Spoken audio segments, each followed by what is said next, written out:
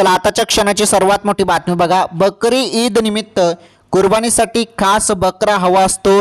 बकरी ईद म्हणजे ईद उल अधा हा त्यागाचा सण म्हणून येत्या 7 जून रोजी मुस्लिम धर्मीय बांधव मोठ्या उत्साहात साजरा करत असतात।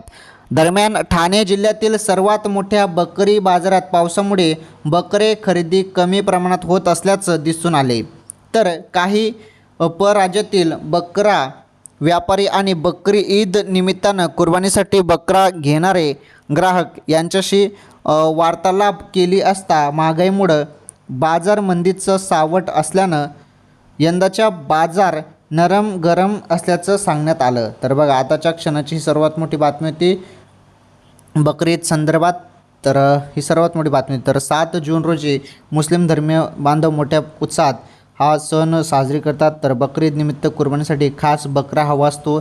बकरी ईद म्हणजे ईद उल अधा हा त्यागाचा सण म्हणून येत्या 7 जून रोजी मुस्लिम बांधव जे आहेत ते मोठ्या उत्साहात साजरा करत असतात।